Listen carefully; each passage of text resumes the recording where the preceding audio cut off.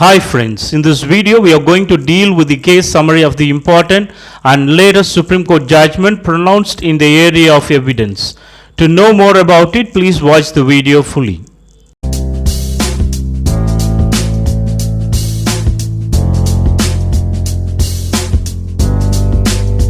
In the important judgment titled Ravinder Singh alias Kaku versus the State of Punjab, pronounced on 4th May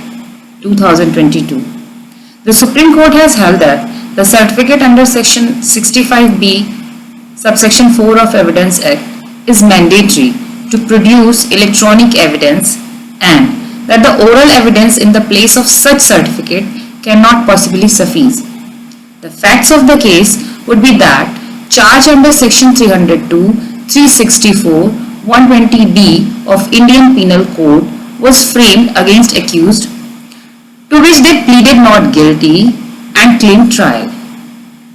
After trial, the trial court convicted all the three accused and sentenced them to death for the offence punishable under Section 302, read with 120B IPC, and rigorous imprisonment for 10 years and fine of Rs 5,000 each for the offence punishable under Section 364 of Indian Penal Code.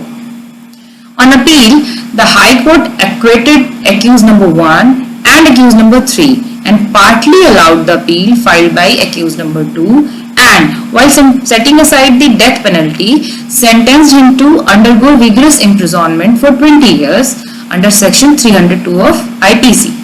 Being agreed, present appeal have been filed.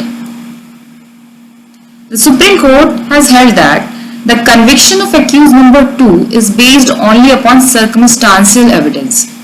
Hence, in order to sustain a conviction, it is imperative that the chain of circumstances is complete, cogent and coherent. The circumstantial evidence against the present appellant does not conclusively establish the guilt of accused number 2 in committing the murder of the deceased children. The last seen theory,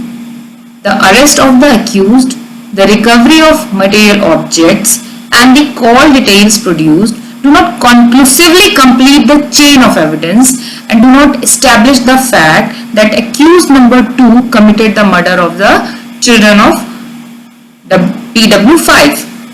Additionally, the argument of the respondent that the call details produced relating to the phone used by other accused established that they shared an intimate relationship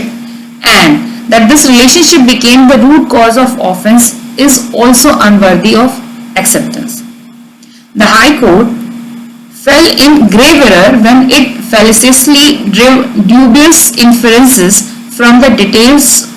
of the call records of accused numbers 1 and 2 that were produced before them. Not only is such conviction not possible on the present scattered incoherent pieces of evidence, but that the prosecution has not even established the motive of the crime beyond reasonable doubt. In the context of the prosecution's last seen theory, the High Court rightly rejected this limb of the theory and held that since the entire attempt to rope accused number 1 in as an accused was based on the testimony of PW10 and he himself turned hostile and came up with a self-contradictory version of his testimony, no portion of his evidence could be relied upon. However, where the High Court erred is that it held that the second limb of the prosecution's last seen theory stands duly established against accused numbers 2 and 3 through the evidence of PW6 and PW7. The High Court erred in not appreciating the numerous contradictions and inconsistencies that the evidence of PW6 and PW7 entail. These contradictions and inconsistencies assume capital importance in light of the fact that the entire conviction of accused number 2 is based merely on circumstantial evidence and that also render the evidence non-conclusive to establish the guilt of accused number 2.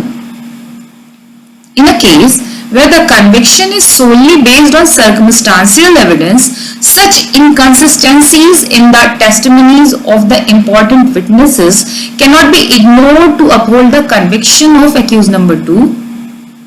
especially in light of the fact that the High Court has already erred in the extrapolating the facts to infer a dubious conclusion regarding the existence of a motive that is rooted in conjectures and probabilities.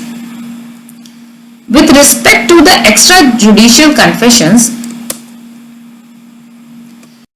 suffice it to say that the attempt of the respondent to rely on that is untenable, since the High Court has taken note of the inconsistencies in the evidence of PW13 and rightly rejected his evidence in toto. This court upholds the judgment of the High Court to the extent that it rejects the testimony of PW13 and finds the theory of extrajudicial confession of accused numbers 2 and 3 to be unnatural. The last piece of evidence against accused number 2 remains the alleged recovery of school bag at the instance of the disclosure statement given by the accused number 2. However, similar to the other evidence against accused number 2, this also suffers from the same inconsistencies and incoherence that makes it difficult for the such evidence to support the conviction of accused number 2. These contradictions and inconsistencies in the testimonies of PW6, PW5, PW9 and PW12 make the story of the prosecution weak and non-conclusive to hold and establish the guilt of accused number 2, especially in light of the fact that there is virtually no direct evidence to link A2 to the commission of the offence. Whether the call records produced by the prosecution would be admissible under section 65A and 65B of the Indian Evidence Act, given the fact that the requirement of certification of electronic evidence has not been complied with as contemplated under the Act. The electronic evidence produced before the High Court should have been in accordance with the statute and should have complied with the certification requirement for it to be admissible in the court of law. As rightly stated, oral evidence in the place of such certificate, as is the case in the present matter, cannot possibly suffice, as section 65B subsection 4 is a mandatory requirement of the law. To conclude, the tripod stand of motive, last seen theory and recovery that supported the conviction of accused number 2 according to the High Court is found to be non-conclusive, and the evidence supporting the conviction of accused number 2 is mirrored with the inconsistencies and contradictions, thereby making it impossible to sustain a conviction solely on such circumstantial evidence. Accordingly, the appeal filed by the accused number 2 is allowed and the impugned order of the High Court is set aside to the extent that it convicts accused number 2 under section 302 and 365 of the EC. Hence, the conviction of accused number 2 is set aside. However, the acquittal of accused number 1 and 3 by the impugned order is upheld.